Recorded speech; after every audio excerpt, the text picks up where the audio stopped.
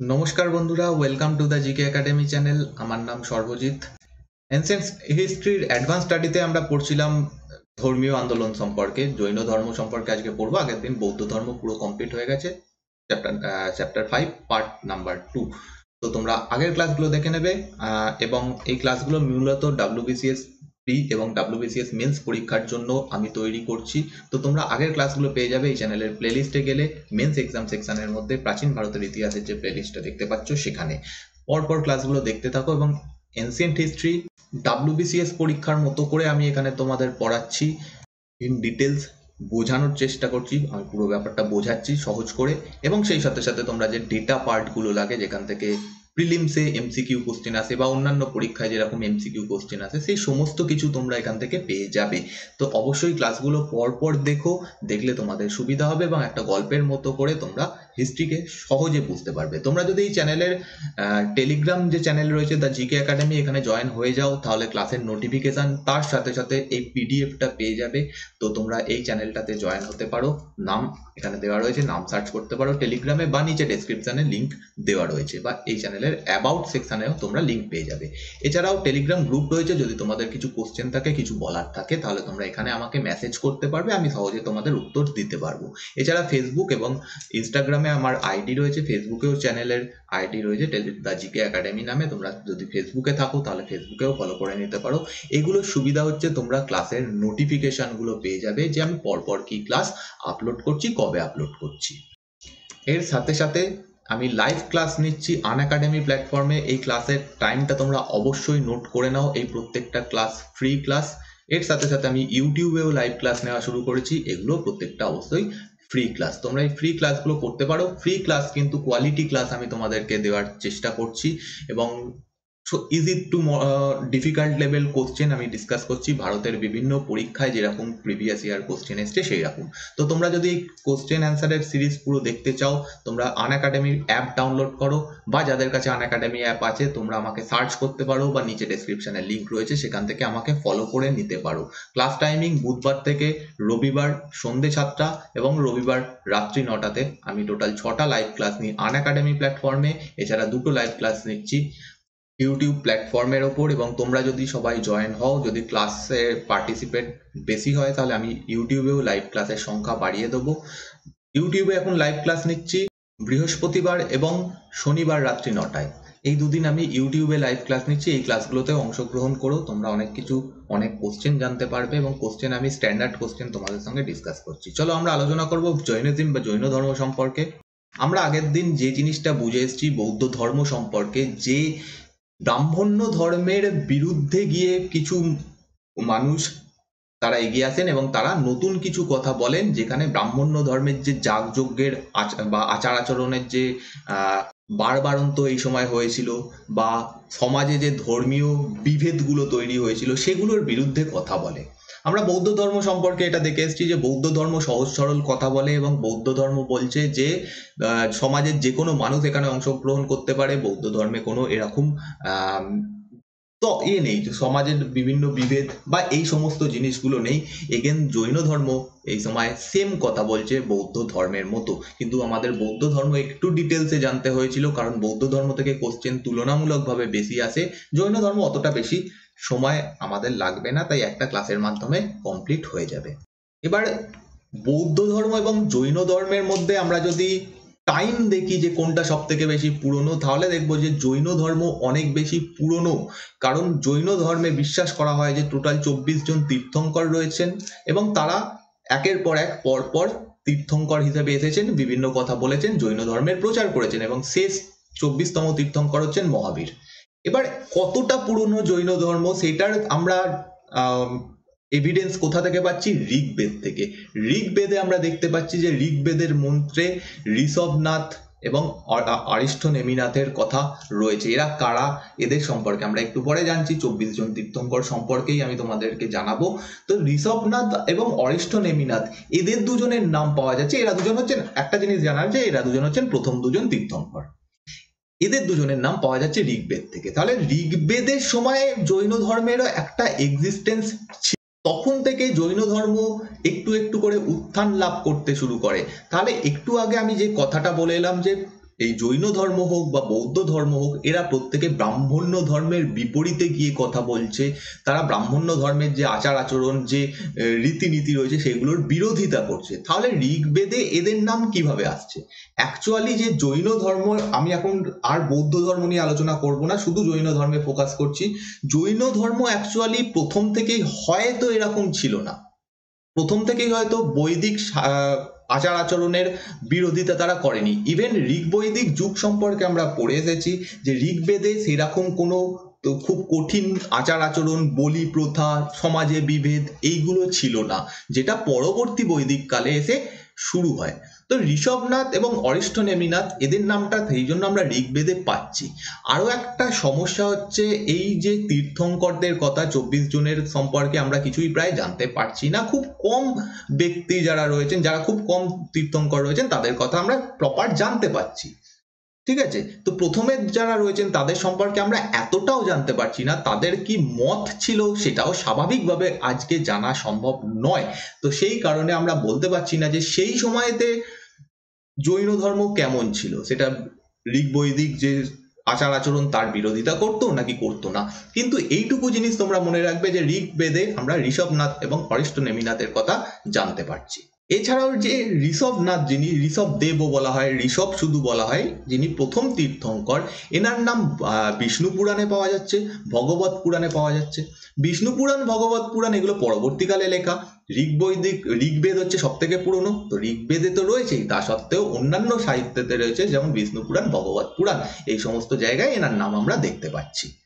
যেমন করে আমরা দেখেছিলাম যে বৈদিক ধর্ম শুরু হয়েছিল, অর্থাৎ ঋগ্বৈদিক যুগে যে ধর্মটা আমরা দেখেছিলাম শুরু হয়েছিল, সেটা মুখে মুখে হতো, অর্থাৎ গুরু শিষ্যকে বলতো। সেটাকে আমরা ধর্ম বলছি, অ্যাকচুয়ালি সেটা ধর্ম নয়। এগুলো এক একটা হচ্ছে ফিলোসফি বা দর্শন। এগুলো বিভিন্ন যে বেদগুলো, সেগুলোতে কি লেখা রয়েছে, মন্ত্র লেখা রয়েছে, তো সেই মন্ত্র বা যে জিনিসগুলো সেগুলো মুখে মুখে বলা হতো। প্রথম দিকে এই জৈন ধর্ম সেম ছিল।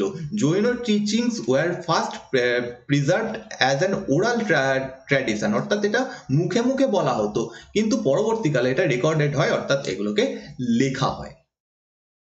ঠিক আছে, এবং প্রথম দিকে যারা ঋষিরা ছিলেন, যারা তীর্থঙ্কর, তাদের যারা কি বলা যেতে পারে, ভক্ত, যারা ভক্ত ছিলেন বা এরকম টাইপের ছিলেন, তারা সবাই কি করতেন, তীর্থঙ্কর যে কথাটা বলছে সেটা মনে রাখতো। ধরো একজন তীর্থঙ্কর এলেন, তিনি কিছু কথা বললেন, সেগুলো তারা মনে রাখলো। সেকেন্ড যে তীর্থঙ্কর এলেন, সেগুলো তিনিও কিছু বললেন, সেগুলোও মনে রাখতো। তো এরকম করতে করতে এত যে বাণী, সেগুলো অনেক বেশি হতে থাকে, এবং পরবর্তীকালে যারা জৈন টিচার যারা ছিল, জৈন শিক্ষক, তারা বুঝতে পারে, মানে যারা একটু জৈন পণ্ডিত, যারা এই বাণীগুলোকে ফার্দার প্রচার করতো। কারণ যিনি তীর্থঙ্কর ছিলেন তার কাজ কি ছিল, কয়েকজনকে বলা, সেই কয়েকজন আবার সেই কথাগুলোকে প্রচার করতো। এইভাবে যে কোনো ধর্ম ট্রান্সমিট হয়। জৈন ধর্মের ক্ষেত্রেও এরকমই একটা ব্যাপার ছিল। তীর্থঙ্কররা যেটা বলতো সেটা সেই যারা জৈন পণ্ডিত তারা শুনতেন, তারা গিয়ে পরবর্তীকালে অন্যান্য যারা রয়েছেন, অন্যান্য মানুষদেরকে এটা প্রচার করতেন। এবার যখন এই বাণীগুলো অনেকটা বেশি হয়ে যেতে থাকে, তখন সবার কাছেই প্রবলেম হয়ে যায় যে এই এত জিনিস মনে রাখা, এটা ডিফিকাল্ট হতে থাকছে। 24 জন তীর্থঙ্কর আমরা যদি ধরি, প্রথম দিকে 10-12 জনের যদি বাণী সব একত্রিত করা হয়, সেটা মনে রাখাই একটা বিশাল বড় ব্যাপার হয়ে যাবে। তখন এসে আস্তে আস্তে এই জৈন তীর্থঙ্করদের যে বাণীগুলো, সেগুলো লেখা হতে শুরু করে। কিন্তু যেহেতু সেটা অনেকটাই দেরি হয়ে গেছে, সেই জন্য প্রথম দিকের যারা তীর্থঙ্কর ছিলেন তাদের কথা আমরা সেইভাবে জানতে পারছি না। তারা কি বলেছেন, তাদের মত কি ছিল, তাদের এগুলো কি ছিল, প্রপার সমস্ত কিছু জানতে পারছি না। কিছু কিছু জানতে পারছি, কিন্তু সমস্ত কিছু জানতে পারছি না। তো এটা এখানে বলা হচ্ছে, later Jain teachers realise that it was extremely difficult to keep memorising the entire Jain literature completely by many scholar of the past and present. Past থেকে যত কথা রয়েছে সেগুলো মনে রাখা সম্ভব হচ্ছিল না। সেই সময় এসে কি করা হয়, এগুলোকে লেখা হতে শুরু করে। এখানে একটা ছবি দেখতে পাচ্ছ, এটা একটা জৈন ট্র্যাডিশনের ছবি, যে 24 জন তীর্থঙ্করকে তারা বিভিন্ন এইভাবে দেখায়। অ্যাকচুয়ালি কিন্তু এরা আদৌ এরকম দেখতে ছিল কিনা, বা এরা কিরকম ছিল, তাদের সম্পর্কে আমাদের কিছুই জানা নেই।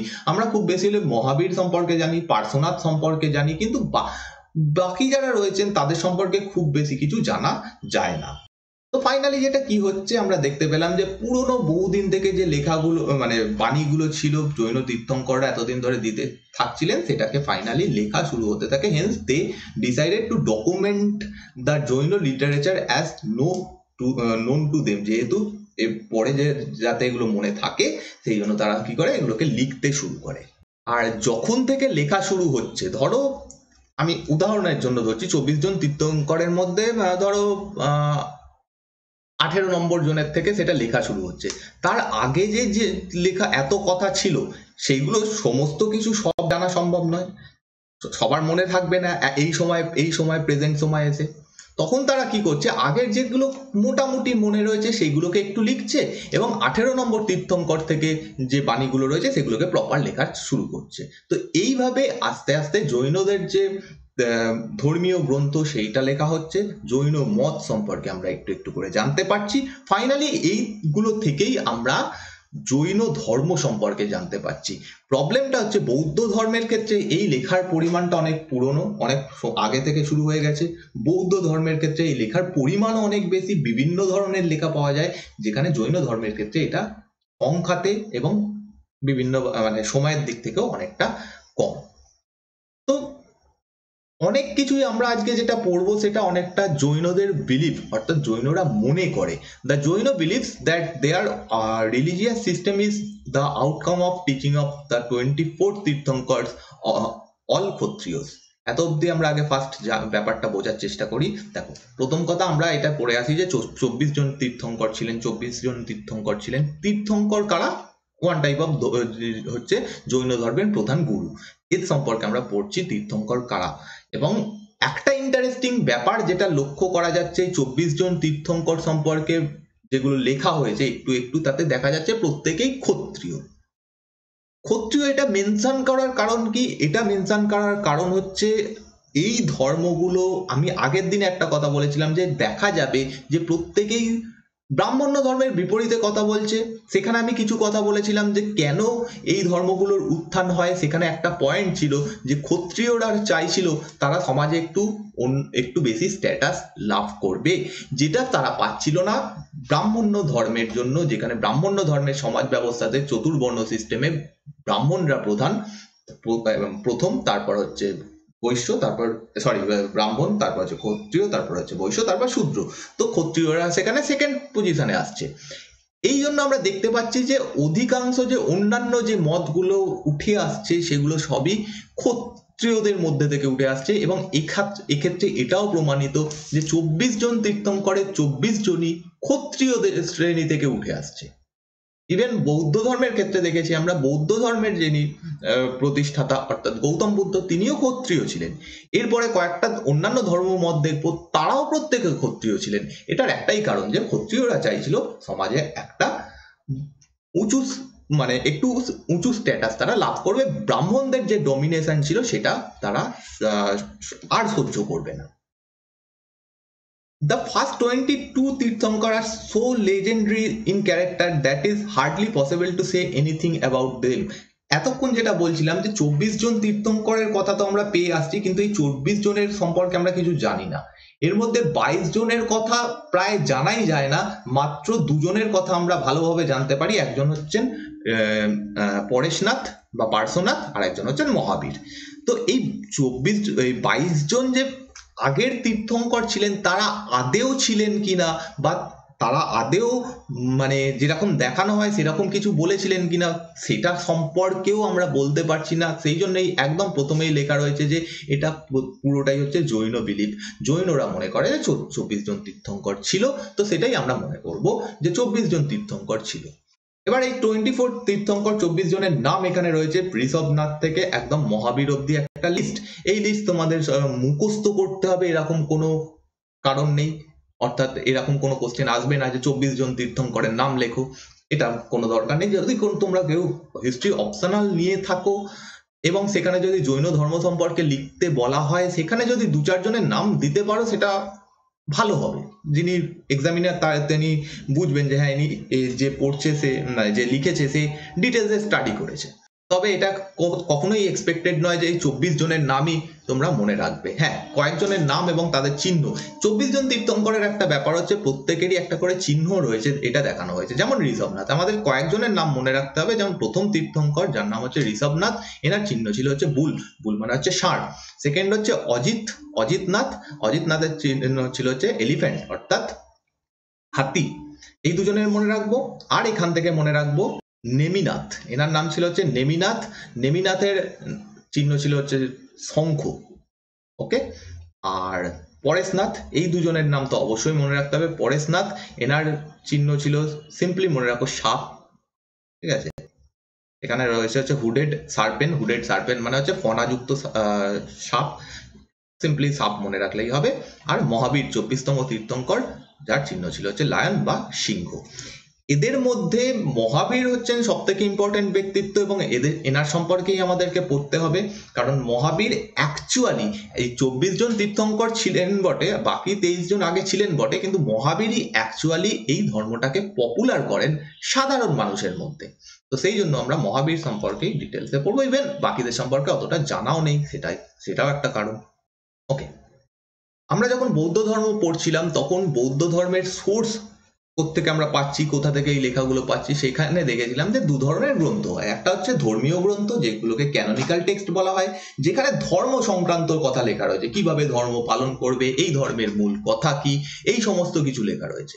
আর কিছু হয় নন ক্যানোনিক্যাল টেক্সট। নন ক্যানোনিক্যাল টেক্সট মানে হচ্ছে এটা শুধুমাত্র বৌদ্ধ ধর্মের ক্ষেত্রে নয়, বা আজকে জৈন ধর্মেও সেম দু রকমের বই রয়েছে এরকম নয়, প্রত্যেকটা পৃথিবীর যে কোনো ধর্মে এরকম দু ধরনের বই থাকে, canonical text and non canonical text. সেটা ইসলাম ধর্ম হোক, সেটা হিন্দু ধর্ম হোক, সেটা খ্রিস্টান ধর্ম হোক, প্রত্যেকটা ধর্মে থাকবে। ক্যানোনিক্যাল টেক্সট মানে হচ্ছে যেটা হচ্ছে ধর্মীয় গ্রন্থ, যেখান থেকে আমরা ধর্মটা সম্পর্কে জানতে পারবো।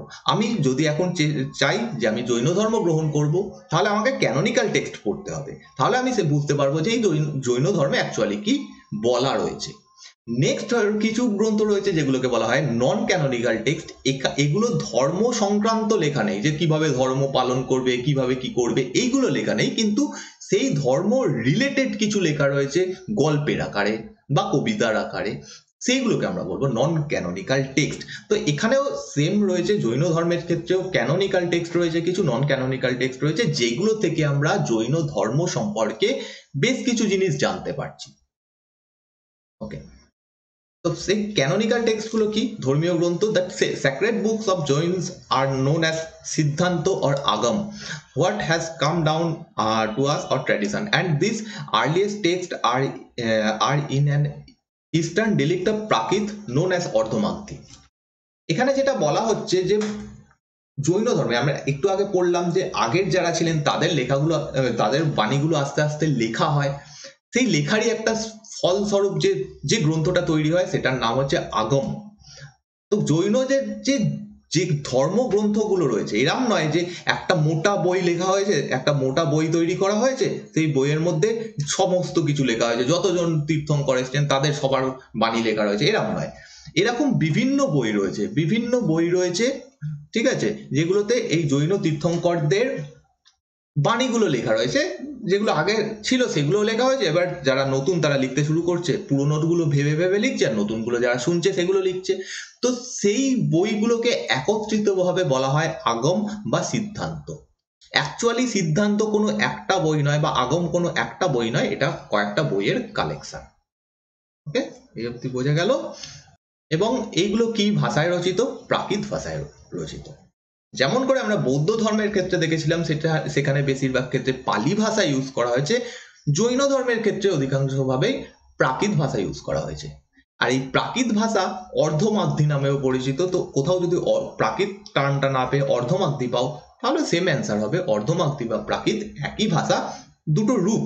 অর্ধমাগধী থেকেই পরবর্তীকালে প্রাকৃত ভাষার উৎপত্তি হয়, তো এটাকে বলা যেতে পারে প্রাকৃত ভাষার আদি রূপ। ওকে, নেক্সট, ফাইনালি এই প্রত্যেকটা জিনিস কোথায় লেখা হয় এই সম্পর্কে আমাদের কাছে যে তথ্য রয়েছে সেটা হচ্ছে একটা জৈন কাউন্সিল হয়। জৈন কাউন্সিল কোথায় হয়? বল্লভীতে হয়, গুজরাটে। আমরা এটা সম্পর্কে লাস্টে পড়বো যে দুটো জৈন কাউন্সিল হয়েছিল সেইগুলো সম্পর্কে।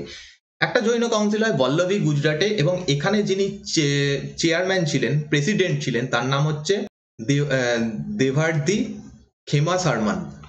খেমা সারমান, এই নামটা মনে রাখবে, খেমা সারমান, ইনি ছিলেন চেয়ারম্যান, এবং এনার নেতৃত্বে এটা কবে হচ্ছে, 5th or 6th সেঞ্চুরি, এই টাইমটাতে হচ্ছে।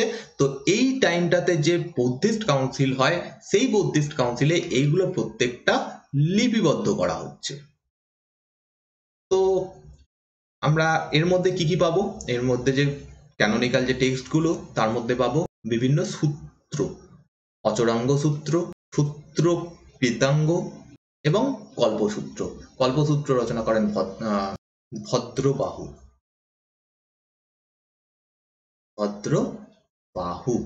ভদ্রবাহু রচনা করেন কল্পসূত্র, এটা মনে রাখতে হবে। পরবর্তীকালে জৈন ধর্ম দুটো ভাগে বিভক্ত হয়ে যায়, এর পিছনে কারণ ছিল, সেগুলো আমরা পড়বো। দুটো ভাগে বিভক্ত হয়ে যায়, একটা হচ্ছে দিগম্বর শ্রেণী আর একটা হচ্ছে শ্বেতাম্বর শ্রেণী। দিগম্বর শ্রেণী যারা কোনো বস্ত্র পরিধান করতো না, এবং শ্বেতাম্বর শ্রেণী যারা সাদা রঙের বস্ত্র পরিধান করতো। তো এইরকম দুটো ভাগে বিভক্ত হয়ে যায়। আগে আমরা টার্মগুলো সম্পর্কে একটু জেনে নিচ্ছি, তারপরে আমরা এগুলো সম্পর্কে ডিটেলসে জানবো। মহাবীরের যারা ইমিডিয়েট ডেসিপেল ছিল, ডেসিপেল শব্দের অর্থ হচ্ছে শিষ্য, ঠিক আছে, যারা ইমিডিয়েট শিষ্য ছিল, অর্থাৎ মহাবীরের সঙ্গে সঙ্গে তারা ছিলেন, মহাবীর মারা যাওয়ার পর তারাই মেনলি এই জৈন ধর্মের সমস্ত কাজ করেছেন, এদেরকে বলা হয় জ্ঞানাধারাস, ঠিক আছে, জ্ঞানাধার বলতে পারো, জ্ঞানাধার, এই টার্মটা তাদেরকে দেওয়া হয়। টোটাল 12টা সূত্র রয়েছে, আমরা যে সূত্রগুলোর নাম কয়েকটা দেখলাম, কিন্তু টোটাল 12টা রয়েছে এরকম সূত্র, এবং 12টা সূত্রই পরবর্তীকালে দ্বাদশ অঙ্গতে পরিণত হবে, যেটা আমরা একটু পরে দেখবো, যেটা হচ্ছে জৈন লিটারেচারের ব্যাকবোন। অর্থাৎ জৈন ধর্মের মেন ব্যাকবোন হচ্ছে এই 12টা সূত্র বা অঙ্গ। 12টা সূত্র পরবর্তীকালে লেখা হয়, বা দ্বাদশ অঙ্গ যেটা মেন জৈন ধর্মের গ্রন্থ, এটা পরে লেখা হয়। তার আগে এইগুলো পূর্ব নামে পরিচিত ছিল। আর এই পূর্বগুলো যারা, যে সমস্ত জৈন সন্ন্যাসী যারা 10টা মোটামুটি পূর্ব, মিনিমাম 10টা পূর্ব সম্পর্কে যাদের জ্ঞান থাকবে, তাদেরকে সুত কেবালিস বলা হতো, ঠিক আছে, সুত কেবালিস বলা হয়। এগুলো ছোট ছোট টার্ম, খুব একটা ইম্পর্টেন্ট নয়, যে আমরা একটু একটু করে জানছি জাস্ট। আচ্ছা, টোটাল যে বর্তমান যদি আমরা জৈন ধর্ম দেখি, মেনলি শ্বেতাম্বররাই প্রধান, দিগম্বর শ্রেণী অতটা বেশি পপুলার নয়, কিন্তু শ্বেতাম্বর শ্রেণী প্রধান। এবং শ্বেতাম্বর শ্রেণীর যে ধর্মীয় গ্রন্থ, ধর্মগ্রন্থ, সেগুলোর মধ্যে এই সমস্ত জিনিসগুলো রয়েছে, এইটা ইম্পর্টেন্ট, একটু মনে রাখতে হবে। 12টা অঙ্গ রয়েছে, ঠিক আছে, অঙ্গ একটু আগে আমরা দেখলাম যে অঙ্গ, ঠিক আছে, অঙ্গ বা সূত্র একই জিনিস। টোটাল 12টা নাম্বারে রয়েছে, টোটাল 12টা অঙ্গ, 12টা উপাঙ্গ। ওকে, উপাঙ্গ নাম থেকেই বোঝা যাচ্ছে অঙ্গকে সাহায্য করার জন্য যেগুলো লেখা হয়েছে সেগুলো হচ্ছে উপাঙ্গ। যেমন বেদকে সাহায্য করার জন্য কি লেখা হয়েছে, উপবেদ, তেমনি ভাবে অঙ্গকে সাহায্য করার জন্য লেখা হয়েছে উপাঙ্গ। তাহলে টোটাল 12টা রয়েছে অঙ্গ, 12টা রয়েছে উপাঙ্গ, 10টা রয়েছে প্রকারণ। প্রকারণে কি রয়েছে, জৈন ধর্মের বিভিন্ন জিনিস সম্পর্কে এখানে ডিসকাস করা হয়েছে, যে কেউ যদি ধর্মটা পালন করতে চায়, তাকে জানতে হবে যে এই টার্মটা কি, এই টার্মটা কি, এটা মানে কি, ত্রিরত্ন মানে কি। তো সেইগুলো সম্পর্কে ডিসকাস করা হয়েছে অ্যাকচুয়ালি এই প্রকরণগুলোতে। 6টা রয়েছে ছেদ সূত্র। ছেদ সূত্রে যেটা রয়েছে সেটা সাধারণ মানুষদের জন্য নেই, যারা জৈন সন্ন্যাসী হবে তারা কি নিয়ম কানুন পালন করবে, সেগুলো লেখা রয়েছে এই 6টা ছেদ সূত্রে। 4টে রয়েছে মূল সূত্র। ছেদ সূত্র হলো 6টা, মূল সূত্র হচ্ছে 4টে। এই 4টে মূল সূত্র কি, এই 4টে মূল সূত্র, ধরো কোনো একজন সাধারণ মানুষ সে বৌদ্ধ সন্ন্যাসী হতে চায়, তাকে ফার্স্টে এই 4টে মূল সূত্র করতে হবে, তারপরে তাকে 6টা ছেদ সূত্র করতে হবে। তো এটা বলা যেতে পারে আমাদের এন্ট্রি বুকের মতো। ফার্স্ট ধর্মে, এই জৈন ধর্মে সন্ন্যাসী হওয়ার জন্য ফার্স্ট এই 4টে বই পড়তে হবে, যেগুলোকে মূল সূত্র বলা হয়। এগুলো অতটা ইম্পর্টেন্ট না, আর কিছু নন্দী সূত্র এরকম টাইপের গ্রন্থ রয়েছে, কিন্তু এখানে এইগুলো মনে রাখতে হবে। টোটাল 12টা অঙ্গ, 12টা উপাঙ্গ, 10টা প্রকরণ, এই টার্মগুলো একটু মনে রাখতে হবে। অন্যদিকে আমরা যদি নন ক্যানোনিক্যাল টেক্সট, অর্থাৎ যেগুলো ধর্মীয় গ্রন্থ নয়, সেগুলোর দিকে দেখি, সেগুলো শুধুমাত্র প্রাকৃত ভাষায় নয়, এগুলো প্রাকৃতের সঙ্গে সঙ্গে সংস্কৃত ভাষাতেও লিপিবদ্ধ হয়েছে। ওকে, যেখানে ক্যানোনিক্যাল টেক্সটগুলো প্রত্যেকটাই প্রাকৃত ভাষায় লেখা, নন ক্যানোনিক্যাল টেক্সট এখানে কিছু প্রাকৃত ভাষায় রয়েছে, কিছু সংস্কৃত ভাষায় রয়েছে। দ্য জৈন পুরাণ, জৈন ধর্মেও এক পুরাণ রয়েছে, যে পুরাণগুলোর অ্যাকচুয়াল কাজ কি? এগুলোর কাজ হচ্ছে জৈন যে তীর্থঙ্কর রয়েছে তাদের জীবন সম্পর্কে জানানো।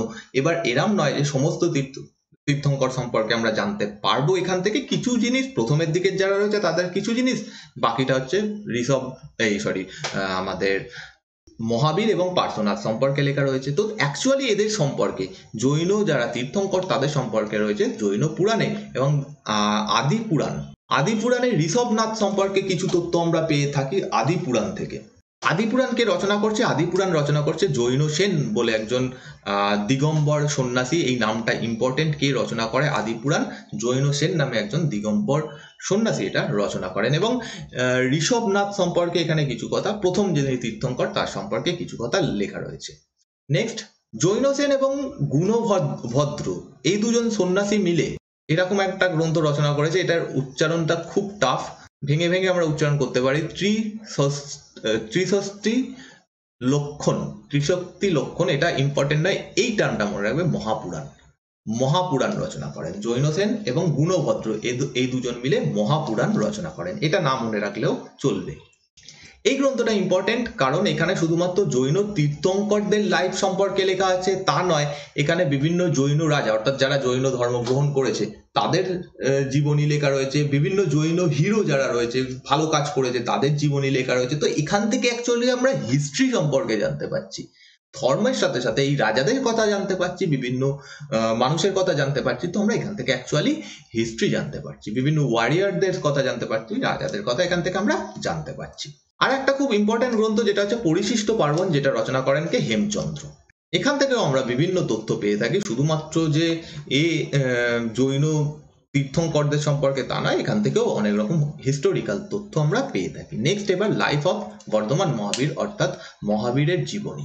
বর্ধমান মহাবীর ইনি হচ্ছেন 24তম এবং শেষ তীর্থঙ্কর এবং সব থেকে ইম্পর্টেন্ট তীর্থঙ্কর জৈন ধর্মে।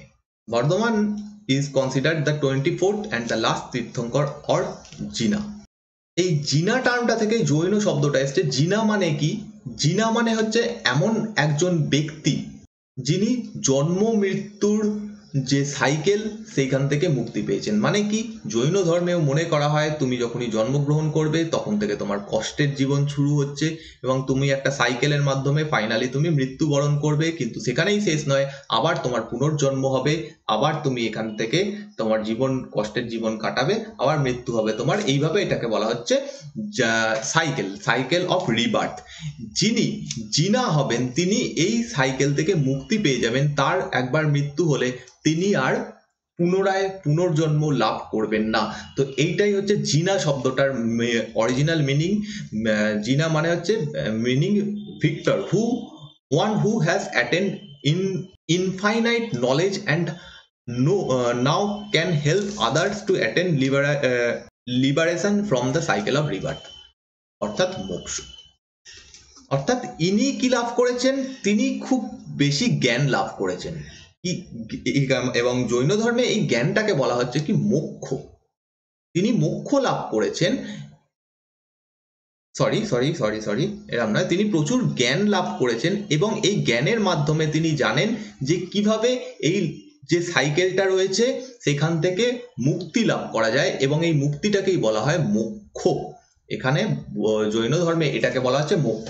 যখনই তুমি কেউ যদি মোক্ষ লাভ করবে তখন সে আর জন্ম মৃত্যুর বা পুনর্জন্মের যে সাইকেল সেটার মধ্যে সে থাকবে না, তার পুরোপুরি মুক্তি হয়ে যাবে। অর্থাৎ এই যে ব্যক্তি জিনা, সে নিজে এটা লাভ করেছে এবং সেই জ্ঞানটা সে কি করবে, তার যারা ফলোয়ার তাদেরকে দেবে এবং তারা যদি সেইভাবে পালন করতে পারে তাহলেও তারাও মোক্ষ লাভ করবে। অর্থাৎ ওয়ান টাইপ অফ জিনা হচ্ছেন টিচার এবং এখান থেকে জৈন শব্দটার উৎপত্তি হচ্ছে।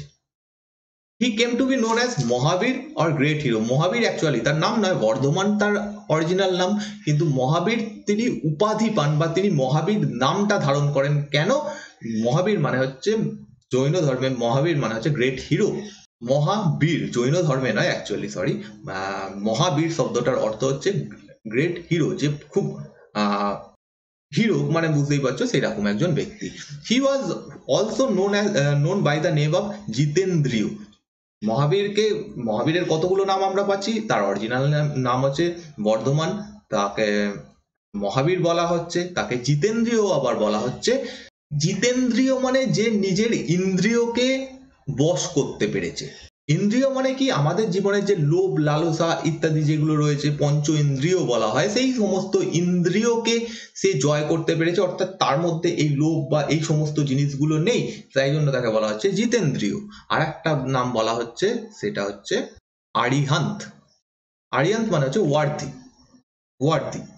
তো এগুলো সবই হচ্ছে বর্ধমান মহাবীরের বিভিন্ন নাম। According to tradition he was contemporary of Buddha and was born in 599 BCE। এটা মনে করা হয় যে গৌতম বুদ্ধ তিনি 599 খ্রিস্টপূর্বাব্দে জন্মগ্রহণ করেছেন এবং ইনি গৌতম বুদ্ধের সমসাময়িক। এবার এই যে ইয়ারটা, এটা বিভিন্ন সোর্সে বিভিন্ন দেওয়া রয়েছে, এরকম কোথাও এক্স্যাক্টলি বলা নেই যে এটাই মহাবীরের জন্ম। এখানে যেটা লেখা রয়েছে 599 খ্রিস্টপূর্বাব্দ, এটা অনেক জায়গাতে অন্যও রয়েছে, যেমন কিছু জায়গাতে দেখবে 540 খ্রিস্টপূর্বাব্দ দেওয়া রয়েছে। তো এইটা নিয়ে বেশি চিন্তা করে লাভ নেই অ্যাকচুয়ালি, যেটা এক্স্যাক্ট যে ফিগারটা সেটা আমরা পাই না। যেগুলো আমাদের মনে রাখতে হবে যে গৌতম বুদ্ধের মতো ইনিও ক্ষত্রিয় ক্ল্যান থেকে ছিলেন, তিনিও একজন নিজে ক্ষত্রিয় ছিলেন। এনার পিতার নাম ছিল হচ্ছে সিদ্ধার্থ, এই নামটা ইম্পর্টেন্ট। তার বাবার নাম ছিল সিদ্ধার্থ এবং ইনি একটা ক্ষত্রিয় ক্ল্যানের প্রধান ছিলেন, যার নাম হচ্ছে জ্ঞানত্রিক। ঠিক আছে, জ্ঞাত্রিক, এটা হচ্ছে বানান, অ্যাকচুয়ালি উচ্চারণ জ্ঞাত্রিক। জ্ঞাত্রিক ক্ল্যান থেকে তিনি ছিলেন এবং তার মা ছিলেন হচ্ছেন ত্রিশলা।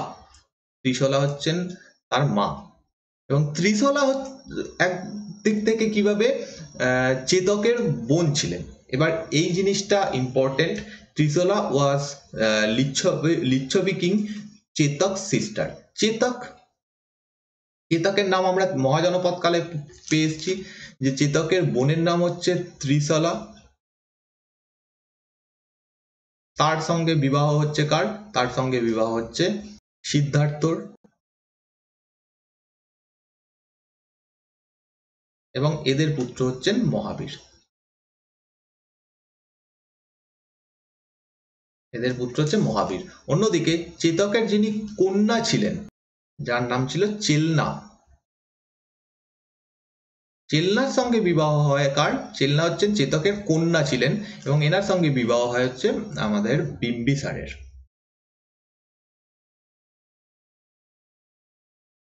বিম্বিসারের বিবাহ হয়। তাহলে আমরা দেখতে পাচ্ছি বিম্বিসার এবং মহাবীর একটা ফ্যামিলি ট্রির মধ্যে থাকছেন। তো এই জিনিসটা ইম্পর্টেন্ট, একটু মনে রাখার চেষ্টা করবে। এটা আগেও আলোচনা করেছি, এটা এখানেও এই টেবিলটা তৈরি করলাম, এটা ইম্পর্টেন্ট।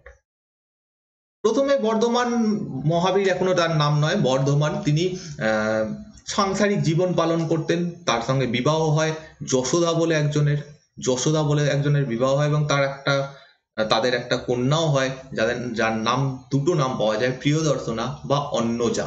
আবার এগেন এখানে দুটো নাম মনে রাখো, কারণ কোনটা সঠিক আমরা বলতে পারি না। প্রিয়দর্শনা বা অন্নজা, ইনি ছিলেন হচ্ছে এনার কন্যা এবং ইনি 30 বছর বয়সে বাড়ি ত্যাগ করেন, গৃহত্যাগ করেন। যেটা আমরা এর ক্ষেত্রে দেখেছিলাম। গৌতম বুদ্ধের ক্ষেত্রে তিনি কিছু জিনিস দেখে তিনি চিন্তা করতে বসেন যে জীবনে এত দুঃখ কেন, তিনি বেরিয়ে যান। এখানে এত কিছু জানা যায় না, কিছু এখানে জাস্ট এটাই বলা রয়েছে যে তিনি সত্য খোঁজার উদ্দেশ্যে 30 বছর বয়সে তিনি গৃহত্যাগ করেন। অ্যাকচুয়ালি বর্ধমান মহাবীরের যে ফ্যামিলি, তারা আগে থেকেই পরেশনাথ বা পার্শ্বনাথের ভক্ত ছিল। তো এই জিনিসটা মহাবীরের মধ্যে অলরেডি ছিল এবং সেটাই তিনি কন্টিনিউ করেন।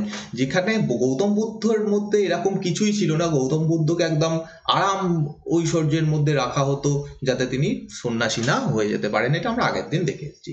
যাই হোক, 12 বছর অবধি তিনি 12 বছর ধরে তিনি বিভিন্ন জায়গায় ঘুরে বেড়ান, প্রচুর কষ্ট করেন, উপোস করেন, ফাস্টিং মানে হচ্ছে উপোস করা, বিভিন্ন জায়গায় ঘুরে বেড়ান, কেন মেডিটেশন করেন, এই সমস্ত কারণ হচ্ছে সত্যকে খুঁজে বার করার চেষ্টা, সেটা তিনি করেন, চেষ্টা করেন, কিন্তু ফাইনালি সমস্ত কিছু ব্যর্থ হন। ইনিও দিয়ে 42 বছর বয়সে, এজ অফ 42, এটা ইম্পর্টেন্ট, ইয়ারটা কত, 42 বছর বয়সে ঋজুপালিকা নদীর তীরে তিনি কৈবল্য জ্ঞান লাভ করেন। এই টার্মটা ইম্পর্টেন্ট, এখান থেকে যেগুলো গোল করলাম সেগুলো খুব ইম্পর্টেন্ট, বাকিগুলো যেগুলো ইয়েলো মার্ক করা রয়েছে সেগুলো ইম্পর্টেন্ট, কিন্তু এই যে গোল টার্ম মার্ক করা সেগুলো সব থেকে ইম্পর্টেন্ট। ওকে, ঋজুপালিকা নদীর তীরে তিনি ধ্যানে বসেন, তখন তার বয়স হচ্ছে 42 বছর বয়সে তিনি ফাইনালি কৈবল্য জ্ঞান বা কৈবল্য লাভ করেন। এবং যে গ্রামে তিনি ছিলেন সেটা হচ্ছে জিম্বিকা গ্রাম। এই যে ঋজুপালিকা নদীর তীরে যে জায়গাটাতে তিনি ছিলেন সেই জায়গাটার নাম হচ্ছে জিম্বিকা গ্রাম। যাই হোক, এইগুলো ইম্পর্টেন্ট। এবং কৈবল্য মানে কি, জৈন ধর্মে কৈবল্য মানে হচ্ছে জ্ঞান লাভ করা, সেই জ্ঞান যে জ্ঞানের মাধ্যমে কেউ জানতে পারবে যে কিভাবে এই জন্ম মৃত্যু যে সাইকেল, পুনর্জন্মের যে সাইকেল, তার থেকে সে কেউ মুক্তি পেতে পারে, সেই জ্ঞান লাভ করাকে জৈন ধর্মে বলা হচ্ছে কৈবল্য জ্ঞান লাভ করা। ফাইনালি এরপরে তিনি যেটা শিখলেন সেটা প্রচার করতে শুরু করেন। এখনো ধর্ম বলা যাবে না, এইবার তার মতটা ফাইনালি গিয়ে ধর্মে পরিণত হবে, কিন্তু তিনি যেটা দিচ্ছেন সেটা কি, বাণী, যে আমি এগুলো শিখেছি, দেখো তোমাদেরকে আমি শেখাচ্ছি। তো এই জিনিসটা তিনি শেখাতে শুরু করেন। ফাইনালি তিনি মারা যান হচ্ছে 72 বছর বয়সে, 527 খ্রিস্টপূর্বাব্দে। তখন তার বয়স হয়েছিল 72 বছর, এবং তিনি যে জায়গায় তিনি মারা যান সেটা হচ্ছে পাওয়াপুরি আজকে পাটনার কাছে অবস্থিত। এটা মল্ল কিংডমের মধ্যে পড়ছে, মল্ল যে মহাজনপদ তার মধ্যে পড়ছে পাওয়াপুরি, সেখানে তিনি মারা যান। আবার এগেন এই ইয়ারটা নিয়ে চিন্তা করে লাভ নেই, এটা খুব একটা নয়, বিভিন্ন জায়গাতে বিভিন্ন লেখা রয়েছে, কোথাও রয়েছে 468 খ্রিস্টপূর্বাব্দ।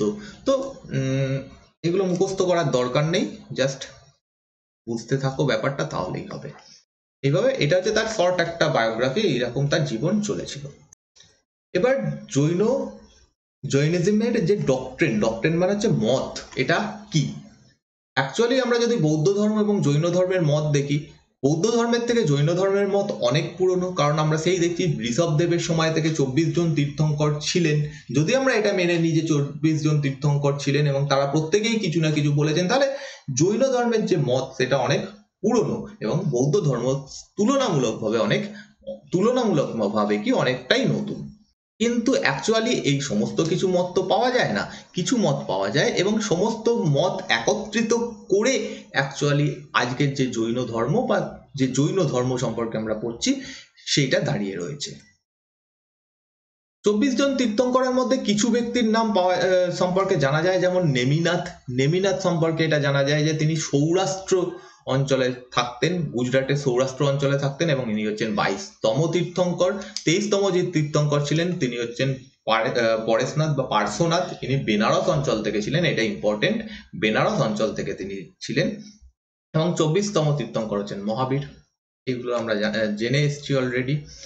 জৈন ধর্মের যে মত, সেখানে দুটো জিনিস রয়েছে, একটা হচ্ছে পঞ্চ মহাব্রত,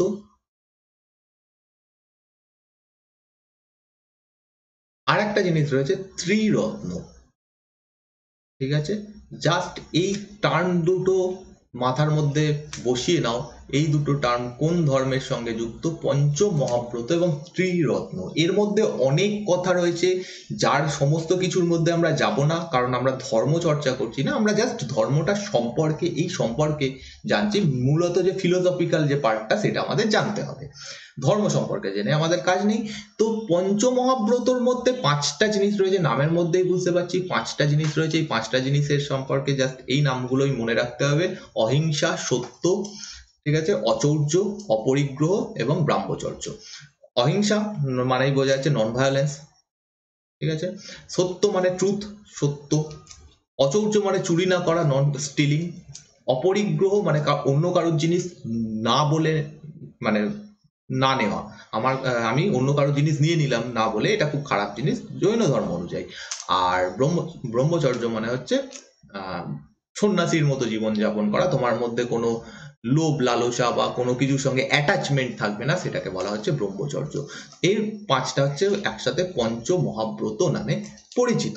এর মধ্যে শুধুমাত্র এই জিনিসটা ব্রহ্মচর্য যে ব্যাপারটা, সেই জিনিসটাই শুধুমাত্র মহাবীর অ্যাড করেন। মোস্ট ইম্পর্টেন্ট, মহাবীর এই জিনিসটা অ্যাড করেন, বা আগে থেকে বাকি চারটে জিনিস ছিল, কারণ 24 জন তীর্থঙ্কর কিছু কিছু কিছু কিছু বলে আসছেন, এই চারটে জিনিস ছিল, মহাবীর শুধু ব্রহ্মচর্য ব্যাপারটা অ্যাড করেন। এই যে পঞ্চ মহাব্রত, ওকে, মহাব্রত আর আরেকটা টার্ম তোমরা জৈন ধর্মে পাবে, সেটা হচ্ছে অনুব্রত। পঞ্চ অনুব্রত দুটো অ্যাকচুয়ালি সেম জিনিস, আলাদা কিছু নয়। যখন কোনো জৈন সন্ন্যাসী এই পাঁচটা মত ফলো করবে তাকে বলা হবে পঞ্চ মহাব্রত। যখন কোনো সাধারণ মানুষ এই পাঁচটা মত ফলো করবে তাদেরকে বলা হবে পঞ্চ অনুব্রত। অর্থাৎ যারা সাধারণ মানুষ তারা নিশ্চয়ই জৈন সন্ন্যাসীদের মতো অত স্ট্রিক্ট নিয়ম কানুন পালন করতে পারবে না। অ্যাকচুয়ালি জৈন ধর্মে প্রচন্ড স্ট্রিক্ট নিয়ম কানুন রয়েছে, তারা একটা পিঁপড়েকেও মারায় না, তারা এতটাই এর মধ্যে থাকে, কি বলে, অহিংসার মধ্যে থাকে। অহিংসা তাদের এই ধর্মে এতটাই স্ট্রিক্ট যে কোনো পিঁপড়ে মশা মানে কোনো প্রাণীকে হত্যা করা যাবে না। ইভেন তারা মুখে ঢাকা দিয়ে থাকেন যাতে মুখের মধ্যেও কোনো রকম না হয়ে যায়, কোনো প্রাণী না হত্যা হয়ে যায়, বা এরকম বিভিন্ন জিনিস রয়েছে। অ্যাকচুয়ালি এটা খুব স্ট্রিক্ট কারণ। তো সেই স্ট্রিক্ট ব্যাপারটা নিশ্চয়ই কোনো সাধারণ মানুষ করতে পারবে না, ফলো করতে পারবে না, যে চাষ করে বা যে ব্যবসা করে তারা নিশ্চয়ই পারবে না করতে। তো সেই জন্য পঞ্চ মহাব্রত যে ব্যাপারটা সেটা বলা হচ্ছে যারা খুব স্ট্রিক্টলি পালন করবে তাদের জন্য, অর্থাৎ যারা জৈন সন্ন্যাসী। অন্যদিকে পঞ্চ অনুব্রত হচ্ছে সাধারণ মানুষের জন্য, যারা অতটা স্ট্রিক্ট পালন করতে পারবে না। তো সেটাই এখানে লেখা রয়েছে, 5 প্রিন্সিপাল, যেটা মঙ্ক মানে হচ্ছে সন্ন্যাসীরা ফলো করবে সেটাকে বলা হবে মহাব্রত। যখন লেম্যান সাধারণ মানুষরা এটাই পালন করবে সেটাকে বলা হবে অনুব্রত। নেক্সট হচ্ছে ত্রিরত্ন। ত্রিরত্ন নামের মধ্যে দিয়ে বুঝতে পারছি আমরা তিনটে জিনিস এখানে থাকবে। তিনটে জিনিস কি কি? রাইট ফেথ, রাইট নলেজ, আর রাইট কন্ডাক্ট। ফেথ মানে বুঝতেই পারছি বিশ্বাস, নলেজ মানে হচ্ছে জ্ঞান, কন্ডাক্ট মানে হচ্ছে আচরণ। এটা হচ্ছে তিনটে রত্ন, ত্রিরত্ন। বিশ্বাস, রাইট ফেথকে বলা হয় সম্যক দর্শনা, এটা প্রাকৃত ভাষাতে এই টার্মটা ইউজ করা হয়। আমরা বাংলাতে যদি বলি আমরা বলতে পারি সৎ বিশ্বাস। সম্যক জ্ঞান মানে হচ্ছে সৎ জ্ঞান, আর সম্যক চরিত্র মানে হচ্ছে সৎ আচরণ। তো এই তিনটে হচ্ছে ত্রিরত্ন। এর থেকে ডিটেলসে আর গিয়ে লাভ নেই। এবার হচ্ছে spread and influence of Jainism. কেন জৈন ধর্ম বিস্তার লাভ করে? যদিও বৌদ্ধ ধর্মের মতো এতটা বেশি বিস্তার লাভ করে না, জৈন ধর্ম মূলত দক্ষিণ ভারতে খুব বেশি বিস্তার লাভ করে, কিন্তু ভারতের বাইরেও এটা কোনোদিনই প্রচারিত হয়নি, শুধু ভারতের মধ্যেই প্রচারিত হয়। কিন্তু যতটুকুই প্রচার হয় সেটার কারণ কি? তার কারণ হচ্ছে, প্রথম কথা, যে জায়গাতে ব্রাহ্মণ্য ধর্মের প্রভাব খুব একটা বেশি ছিল না, Jainism gradually spread to western India where the Brahmanical religion was weak. পশ্চিম ভারতে জৈন ধর্ম খুব বেশি ছড়িয়ে পড়ে। এর কারণ হচ্ছে পশ্চিম দিকটাতে এই সময়টাতে ব্রাহ্মণ্য ধর্মের এতটা প্রভাব ছিল না। ওকে, আর ব্রাহ্মণ্য ধর্মের যেহেতু প্রভাব ছিল না, সেই জায়গাটা দখল করে জৈন ধর্ম। জৈন ধর্ম পশ্চিম ভারতে খুব বেশি ছড়িয়ে পড়ে, দক্ষিণ ভারতে বেশ কিছুটা জায়গাতে খুব বেশি পরিমাণে ছড়িয়ে পড়ে, পূর্ব ভারতের কিছু কিছু জায়গাতে ছড়িয়ে পড়ে, উত্তর ভারতটা মেনলি বৌদ্ধ ধর্মের আওতাতেই ছিল। যাই হোক, the early Jainas adopt Prakrit language. এটা একটা বড় কারণ। যখনই কোনো সাধারণ মানুষের ভাষা, কোনো ধর্ম বা কোনো কিছুই কেউ যদি, আমি যদি সাধারণ মানুষের ভাষাতে বলি, মানে আমাদের সাধারণ যে কথ্য ভাষা বাংলাতে বলছি, তাই জন্য তোমাদের সুবিধা হচ্ছে। কিন্তু আমি যদি এখন খুব টাফ কোনো ল্যাঙ্গুয়েজ, স্প্যানিশ ল্যাঙ্গুয়েজে বলতে শুরু করি, সেটা এখানকার মানুষের কাছে গ্রহণযোগ্য হবে না, কারণ এখানকার খুব কম মানুষ স্প্যানিশ জানে। তো সেই ব্যাপারটাই এটা একটা যে সেই সময় প্রাকৃত ভাষা, পালি ভাষা, এগুলো সাধারণ মানুষের কথ্য ভাষা ছিল। তো সেই কারণে যেহেতু এরা প্রাকৃত ভাষা ইউজ করে, সেই জন্য এটা খুব বেশি পরিমাণে ছড়িয়ে পড়ে সাধারণ মানুষের মধ্যে। কিছু ইম্পর্টেন্ট রুলার যারা এই জৈন ধর্মকে প্যাট্রোনাইজ করে, অর্থাৎ তারা নিজেরা গ্রহণ করে সেটা, এবং আগের দিন আমি বলেছিলাম যখনই কোনো রাজা গ্রহণ করবে কোনো ধর্ম, রাজধর্ম যেটা হবে, তাহলে তার প্রজারাও চেষ্টা করবে সেই ধর্মটা পালন করার, কারণ যদি একটু সুযোগ সুবিধা পাওয়া যায়। রাজার যখনই কোনো ধর্ম, আমরা দেখেছি বৌদ্ধ ধর্মের ক্ষেত্রে বৌদ্ধ ধর্ম গ্রহণ করেছে, তখন সেই রাজ্যটা পুরো বৌদ্ধিস্ট রাজ্য বা অধিকাংশ মানুষের ধর্ম ছিল কি বৌদ্ধ ধর্ম। তেমনি ভাবে যেমন উদয়ন, ওকে, উদয়ন হচ্ছে কি অজাতশত্রুর পরে যে উদয়ন রাজা হয় হর্ষঙ্ক বংশের, তো এই উদয়ন ইনি জৈন ধর্ম গ্রহণ করেছিলেন। নন্দরা প্রবাবলি ছিল জৈন। চন্দ্রগুপ্ত মৌর্য ইনি পরবর্তীকালে জৈন ধর্ম গ্রহণ করেন। তো এইগুলো একটা বড় কারণ, বিশেষত চন্দ্রগুপ্ত মৌর্য, এনার কারণে কর্ণাটক অঞ্চলে, বিশেষত দক্ষিণ ভারত যে অংশটা কর্ণাটক অঞ্চল, এই জায়গাতে জৈন ধর্ম খুব বেশি পরিমাণে ছড়িয়ে পড়ে।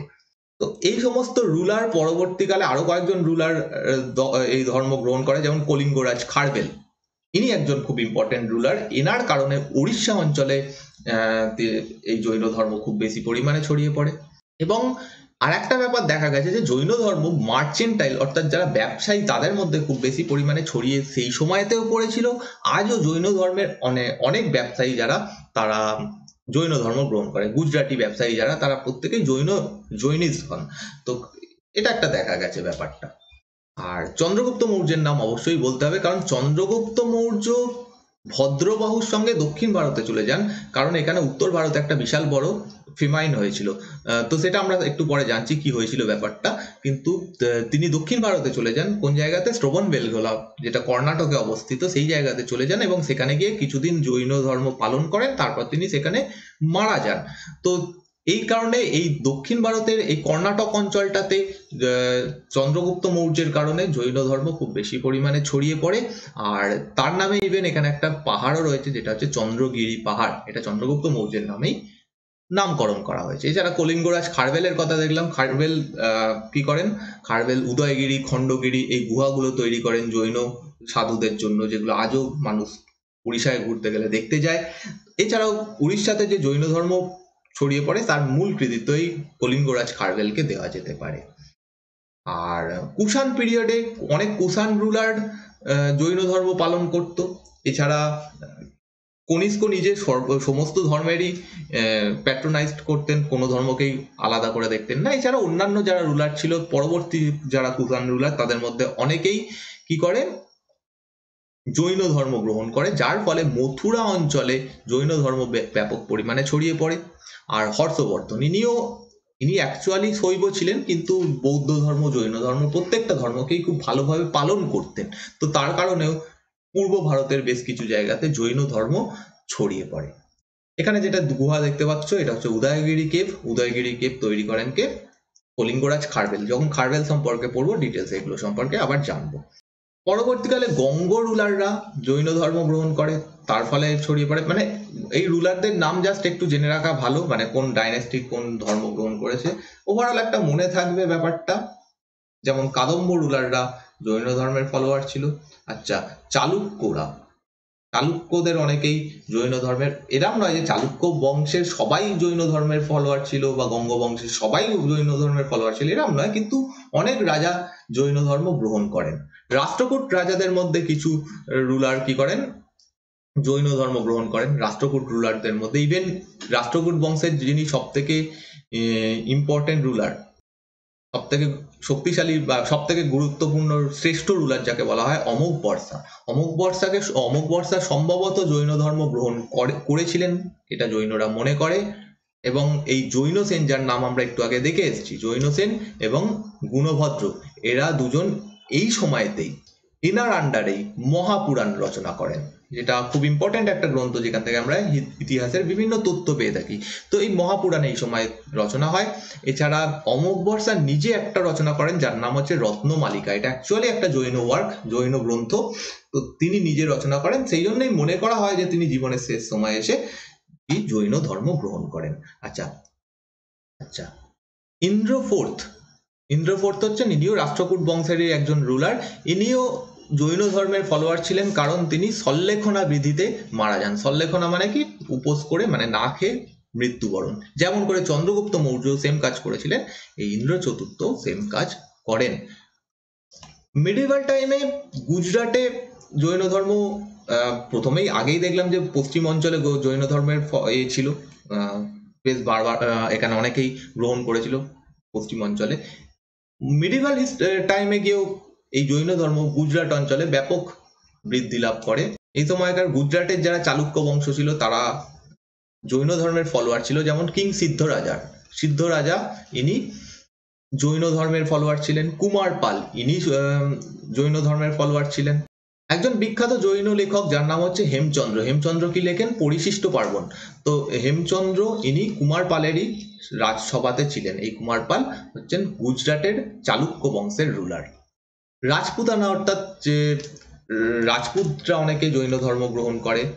কিছু জৈন ইম্পর্টেন্ট আর্কিটেকচার অর্থাৎ কিছু ইম্পর্টেন্ট জৈন স্থাপত্য, তার মধ্যে কিছু বড় বড় এরকম পাথরের মূর্তি রয়েছে, যেটা ধর্মর দিক থেকে পরের ঘটনা, কিন্তু শিল্পের দিক থেকে খুব ইম্পর্টেন্ট। কারণ এইরকম মূর্তি তৈরি করা বেশ কষ্টকর, কঠিন ব্যাপার, কিন্তু এটা একটা শিল্পিক বৈশিষ্ট্য রয়েছে। যাই হোক, এরকম কিছু মূর্তি রয়েছে, তার মধ্যে খুব ফেমাস হচ্ছে বাহুবলী মূর্তি। এটা শ্রবণবেলগোলাতে অবস্থিত। ঠিক আছে, the gigantic statue of Bahubali called Gomateshwara বা Gomateshwaraya at Shravanabelagola in Karkala in Mysore এতে অবস্থিত, মহীশূরে, কর্ণাটকে অবস্থিত। কর্ণাটকের একটা জায়গা হচ্ছে শ্রবণবেলগোলা, যেখানে চন্দ্রগুপ্ত মৌর্য অ্যাকচুয়ালি সল্লেখনা বিধিতে মারা যান। ওকে, তো শ্রবণবেলগোলাতে এরকম একটা মূর্তি রয়েছে, বাহুবলী মূর্তি বা গোমতেশ্বর মূর্তি, যেটা সম্পর্কে আমি নেক্সট স্লাইডে বলছি। আর একটা মূর্তি সেম টাইপের মূর্তি, এটা অ্যাকচুয়ালি বাহুবলী মূর্তি নয়, মানে ভুল বললাম, অ্যাকচুয়ালি এটাও বাহুবলী মূর্তি, কিন্তু এটা শ্রবণবেলগোলাটা নয়, এটা কারকালে অবস্থিত। এই কারকাল জায়গাটা কোথায় অবস্থিত? মাইসোরে অবস্থিত। ঠিক আছে, কারকাল বলে যে জায়গাটা, এটা মহীশূরে অবস্থিত। আর শ্রবণ বেলগোলা যে জায়গাটা, সেটা অবস্থিত কর্ণাটকে। ওকে, মানে মহীশূর অ্যাকচুয়ালি অবস্থিত কর্ণাটকে। ওকে, মহীশূর কর্ণাটকে অবস্থিত কারকাল। তো এই কারকালে রয়েছে 42 ফুট হাইটের এই মূর্তিটা, এটাও বাহুবলী মূর্তি নামেই পরিচিত। অ্যাকচুয়ালি বাহুবলী একজনের নাম, সেই সম্পর্কে আমরা যাচ্ছি একটু পরে। তো এটাও বাহুবলী মূর্তি, এটা হাইট হচ্ছে 42 ফুট। ওকে, এবং এটা একটা মোনোলিথিক মূর্তি। মোনোলিথিক মানে কি? একটা পাথর কেটেই এই মূর্তিটা তৈরি করা হয়েছে। কবে তৈরি হয়? 1432-তে। এটা ইম্পর্টেন্ট নয় কবে তৈরি হয়। যিনি তৈরি করেন, যিনি রাজা ছিলেন এই সময়, যিনি তৈরি করেন, তার নাম হচ্ছে বীর অর্শ উডিয়ার, এটা পুরো তার নাম। ঠিক আছে, ইনি অ্যাকচুয়ালি বীর অর্শ ডাইনেস্টির রুলার ছিলেন, এবং এই বীর অর্শ ডাইনেস্টি বিজয়নগর রুলারদের আন্ডারে সামন্ত রাজা ছিল। ঠিক আছে, এর থেকেও যেটা সব থেকে ইম্পর্টেন্ট মূর্তি, সেটা হচ্ছে এটা গোমতেশ্বর স্ট্যাচু। এটাও কেউ বাহুবলী মূর্তি বলা হয়, কারণ কি বললাম একটু আগে, বাহুবলী একজনের নাম। এই বাহুবলী একজন জৈন সাধু ছিলেন, এবং প্রথম যিনি জৈন তীর্থঙ্কর ঋষভনাথ বা ঋষভদেব, তার পুত্র ছিলেন এই বাহুবলী। ওকে, এনার নাম হচ্ছে বাহুবলী, এবং এনার আরেক নাম হচ্ছে গোমতেশ্বর। তো সেই জন্য এই মূর্তিটাও বাহুবলী মূর্তি নামে পরিচিত, এই মূর্তিটাও বাহুবলী মূর্তি নামে পরিচিত। দেখে হয়তো একই মনে হবে, কিন্তু এই মূর্তিটা অনেক বেশি বড়, এবং কাজের দিক থেকে, শুধু মূর্তি বলে নয়, চারিদিকের যে কাজ রয়েছে সেটা দিক থেকে এই মূর্তিটা অনেক বেশি ইম্প্যাক্টফুল।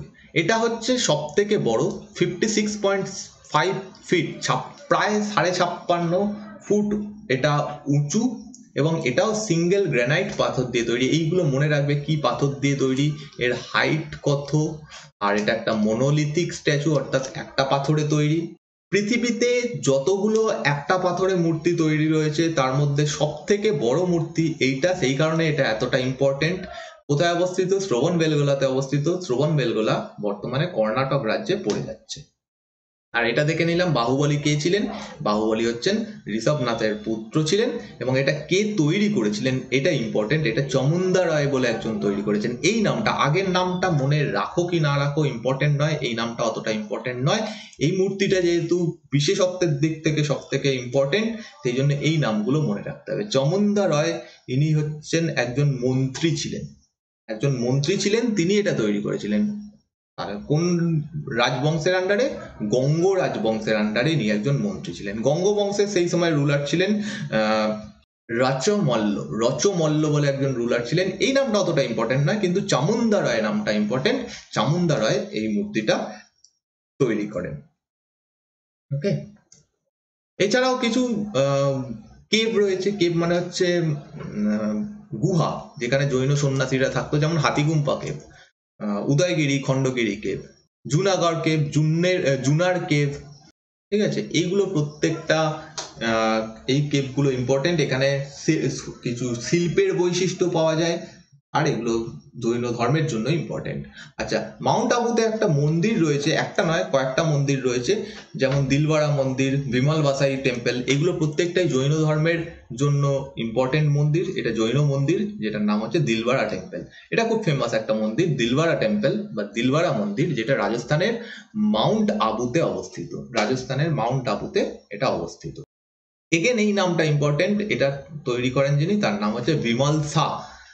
আর একটা সেম এরকম টেম্পল রয়েছে মাউন্ট আবুর কাছে, সেটার নাম হচ্ছে বিমল বাসাই টেম্পল। এটাও তৈরি করেন বিমল শাহ। তাহলে এই বিমল শাহ কে ছিলেন? বিমল শাহ চালুক্য রাজা ভীম প্রথমের মন্ত্রী ছিলেন। গুজরাটের চালুক্য বংশের যে রুলার ছিলেন এই সময়, তার নাম হচ্ছে ভীম প্রথম। ভীম প্রথমের মন্ত্রী ছিলেন এই বিমল শাহ।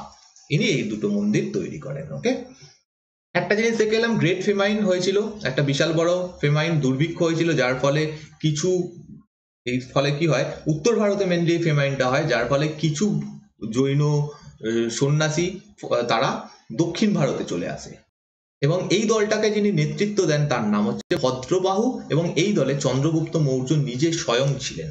তারা দেখছে যে উত্তর ভারতে খুব বেশি দুর্ভিক্ষ হচ্ছে, আমরা দক্ষিণ ভারতে চলে যাই, গিয়ে ধর্ম প্রচার করি, সেখানে আমাদের নিজেদের মতো থাকবো। তো ভদ্রবাহুর নেতৃত্বে বেশ কিছু জৈন সন্ন্যাসী তারা এখানে চলে আসে, এবং চন্দ্রগুপ্ত মৌর্য তাদের সঙ্গে এই দক্ষিণ ভারতে চলে আসে। কোন জায়গাতে? শ্রবণবেলগোলা বলে যে জায়গাটা দেখলাম কর্ণাটকে, সেখানে চলে আসে।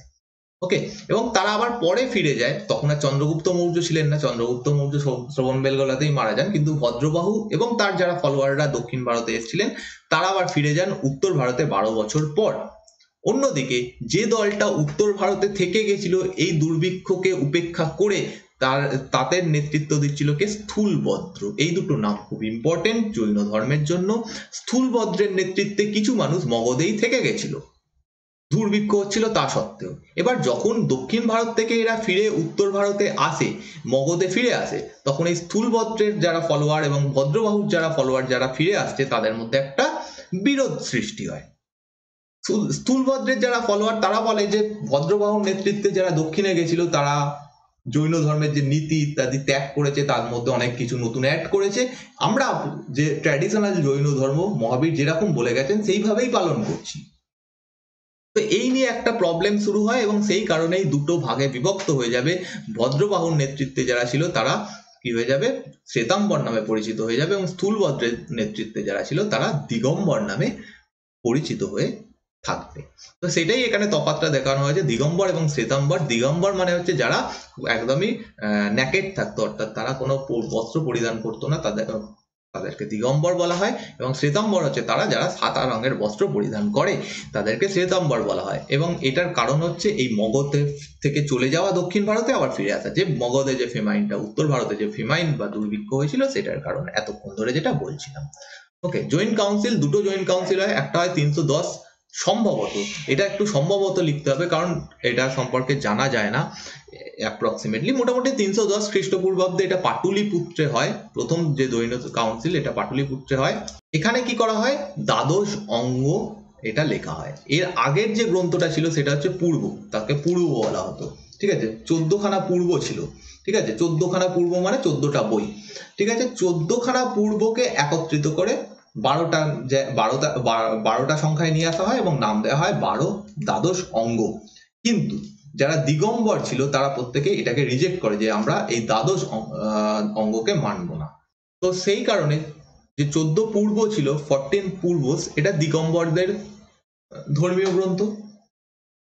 ওকে, আর দ্বাদশ অঙ্গ যেটা, সেটা হচ্ছে শ্বেতাম্বরদের ধর্মীয় গ্রন্থ। এখানে যিনি প্রেসিডেন্ট ছিলেন তার নাম হচ্ছে স্থূলভদ্র। এটা ভদ্রবাবু হবে না, স্থূলভদ্র হবে। যাকে এই নামটা মুছে দাও। যাই হোক, এইটুকু জিনিস বুঝতে পারলাম। দ্বাদশ অঙ্গ হচ্ছে শ্বেতাম্বরদের ধর্মীয় গ্রন্থ, আর 14 পূর্ব যেটা সেটা হচ্ছে দিগম্বরদের ধর্মীয় গ্রন্থ, এবং 14 পূর্বই আগে ছিল, সেটাকেই চেঞ্জ করে দ্বাদশ অঙ্গ লেখা হয়, যেটা যারা দিগম্বর সেটা তারা মানে না। সেকেন্ড কাউন্সিল হয় 453 খ্রিস্টপূর্বাব্দ বা 466 খ্রিস্টপূর্বাব্দে, কোনো একটা সময়, এক্স্যাক্টলি বলা যায় না। এটা হয় কোথায়? গুজরাটের বল্লভীতে।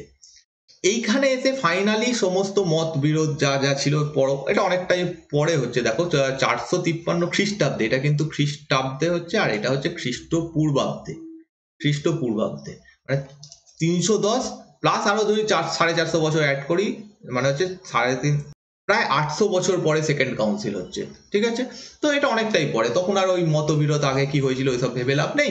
12 অঙ্গ যে দ্বাদশ অঙ্গ, সেটাকে ফাইনালি এখানে এসে কম্পাইল করা হয়, একত্রিত করা হয়, এবং ফাইনালি দ্বাদশ অঙ্গ সমস্ত জৈনদের প্রধান ধর্মগ্রন্থে পরিণত হয়।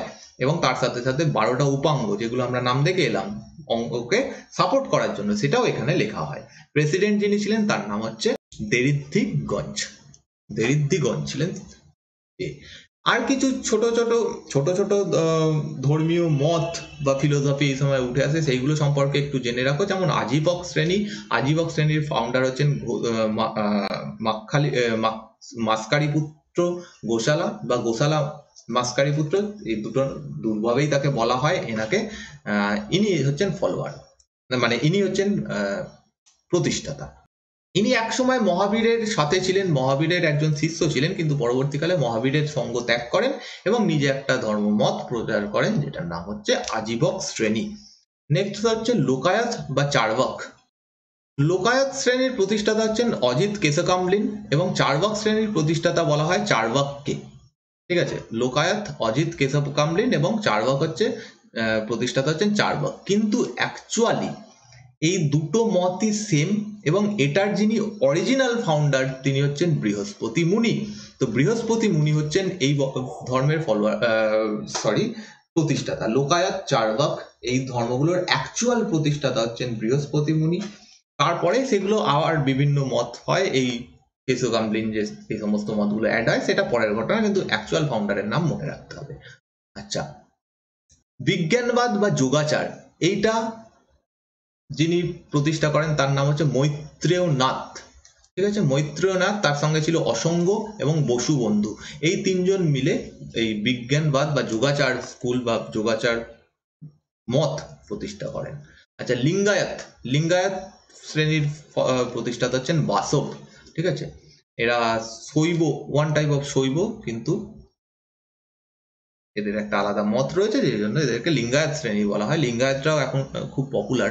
তো লিঙ্গায়ত শ্রেণীর প্রতিষ্ঠাতা হচ্ছেন বাসব। তো এই হচ্ছে আজকের টপিক। এর সাথে সাথে আমি অ্যাড করে দিই, আনএকাডেমি তোমাদের জন্য দুটো পরীক্ষা বা মক টেস্ট এনেছে। এই দুটোই ফ্রি মক টেস্ট, তোমরা অবশ্যই অংশগ্রহণ করো। একটা মক টেস্ট WBCS মেন্স এর জন্য, full mock test WBCS mains full mock test কবে হবে, ডেটগুলো তোমরা নোট করে নাও। 26শে জুন 4টের সময়। তোমাদের কিছুই করতে হবে না, আনএকাডেমি অ্যাপ ডাউনলোড করো, তোমরা ফ্রিতেই এক্সামগুলো দাও। এরকম প্রায় সপ্তাহে পরীক্ষা নেওয়া হয়, এবং এই পরীক্ষাগুলোর বেস্ট তোমাদের মানে সব থেকে ভালো কি ব্যাপার, যে এই পরীক্ষাগুলো যারা কোশ্চেনগুলো কন্ডাক্ট করেন তারা প্রত্যেকেই বহু দিন ধরে এই টিচিং প্রফেশনের সঙ্গে রয়েছেন, তারা জানেন কেমন পরীক্ষায় কোশ্চেন হয়। তো সেই কোশ্চেনে যদি তোমরা প্রতি সপ্তাহে একটা করে অন্তত ফ্রি টেস্টও দাও, তোমরা বুঝতে পারবে যে তোমাদের কন্ডিশন কেমন, কি পড়তে হবে, কতটা উন্নতি করতে হবে। টেস্ট দেওয়া সবসময় ইম্পর্টেন্ট। তো সেই কারণে এই টেস্টগুলোতে অংশগ্রহণ করো। এইটা হবে কবে? 26শে জুন 4টের সময়। আর একটা টেস্ট হবে WBCS প্রিলিমসের জন্য, 2021 WBCS প্রিলিমসের জন্য। এটা হচ্ছে 27শে জুন সকাল 11:30টার সময়। তোমরা নিচে ডেসক্রিপশনে লিঙ্ক পেয়ে যাবে, সেই লিঙ্কে গিয়ে তোমরা এই দুটো পরীক্ষার জন্যই এনরোল করে নাও। এনরোল করে নিলে তোমরা এই দিনে পরীক্ষাগুলো দিতে পারবে। আনএকাডেমি অ্যাপ তোমাদের তার জন্য তার আগে ডাউনলোড করে নিতে হবে, যাদের কাছে নেই। তো তোমরা আনএকাডেমি অ্যাপ ডাউনলোড করে এই দুটো পরীক্ষা অবশ্যই দাও। এবং এই পরীক্ষাটার একটা বিশেষত্ব হচ্ছে, এখানে তোমরা কিছু স্কলারশিপের সুযোগ পাবে, কিন্তু স্কলারশিপ পরে, আগে পরীক্ষাগুলো দাও, তোমাদের হেল্প হবে, অনেক হেল্প হবে, তোমরা বুঝতে পারবে নিজেরাই। নেক্সট, তোমাদের জন্য আনএকাডেমি নিয়ে এসছে কিছু ইম্পর্টেন্ট বা খুব এক্সাইটিং অফার। আনএকাডেমির এখন প্লাস সাবস্ক্রিপশন যদি তোমরা নিতে চাও, 24 মাসের সাবস্ক্রিপশনের সঙ্গে 3 মাস ফ্রি দেওয়া হচ্ছে এবং 12 মাসের সঙ্গে 2 মাস ফ্রি দেওয়া হচ্ছে। তো এটা একটা খুব লিমিটেড পিরিয়ড অফার। এছাড়াও কিছু নতুন ব্যাচ শুরু হয়েছে, লক্ষ্যভেদ ব্যাচ, এটা শুরু হচ্ছে আজ থেকে, মানে কাল থেকে শুরু হয়েছে 23শে জুন থেকে। আচ্ছা, 25শে জুন থেকে শুরু হচ্ছে অগ্রদূত ব্যাচ। তারপরে এই ব্যাচগুলোতে তোমাদের যদি তোমরা পার্টিসিপেট করতে চাও তাহলে প্লাস সাবস্ক্রিপশন নিয়ে নাও, এবং প্লাস সাবস্ক্রিপশনের অনেক কিছু বেনিফিট রয়েছে। তোমরা অনেকে হয়তো এখন লকডাউনের জন্য বাইরে পড়তে যেতে পারছো না, কোনো ইনস্টিটিউটে বা কোনো টিচারের কাছে গিয়ে পড়তে পারছো না, কিন্তু এখানে একটা অর্গানাইজড ম্যানারে তোমরা পড়তে পারবে বাড়িতে বসে, ক্লাসের মতো করে, একদম ক্লাসের মতো করে যেভাবে পড়াশুনো হয় সেই ম্যানারে তোমরা পড়তে পারবে। তো সেই জন্য প্লাস সাবস্ক্রিপশন নিয়ে নাও। এটা হচ্ছে প্লাস কোর্স।